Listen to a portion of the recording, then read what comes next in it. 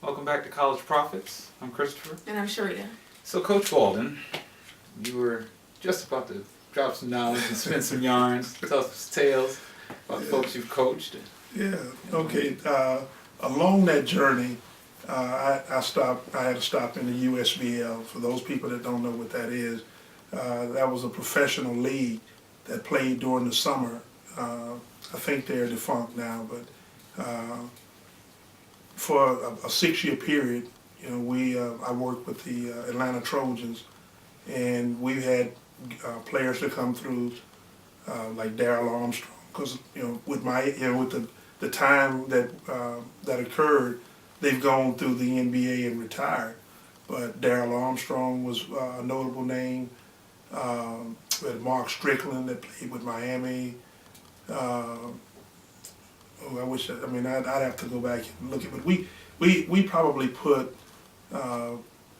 close to a dozen guys in the NBA, that played either one time or another, and those guys came right through our program, and for me that was a life-changing experience in terms of the importance of defense, because a lot of people think pros don't play defense because they make it look so easy. But when I first experienced those NBA players on the court at the same time, I said, boy, if you don't play defense, these guys will score 200 points. So, I realized then that you really had to be on top of your game to try to slow those guys down. So that was a major impact in my growth, I think, as a coach. And of course, after that, that's when I took over the women's program at Georgia Perimeter. And at that time, it was a brand new program because they had started it the year before. I took over the lady that started it, she quit. And then I was an assistant with the men at the time, and they asked me if I'd be interested in taking it.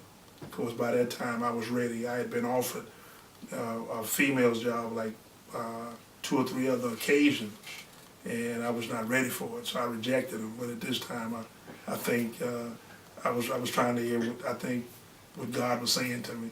This is where I want you to be, and so I finally surrendered, and the rest is history. If you look at what we've done over that 14-year period, I think it's been pretty astounding. Talk about how you went from coaching men to women.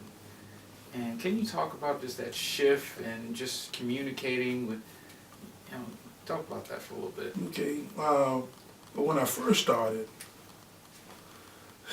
I felt like the girls or women or females couldn't do what the guys could do on the court. So I started kind of backing down from the things that I ran in the USBL to try to run simpler plays and so forth. But after I got my feet wet and was in it for 2 or 3 years, I said, you know what? I believe I can still teach them the same thing. And of course we have. And if you look at where we are now, everything that I run basically comes from the NBA set.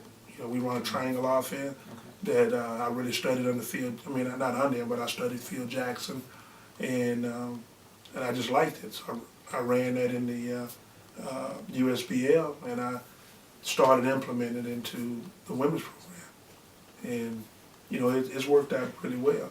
So I had to get past that myth, that females couldn't run what the guys run, and I've come to find out that they're good at it, and I'm at the opinion now that athletes are just athletes.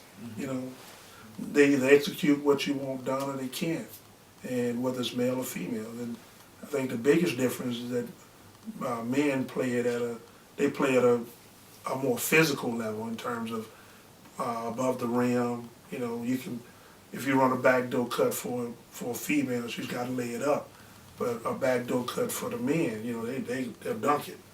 So the things like that, but it's basically the same plays. Okay, when we come back, we'll have more with Coach.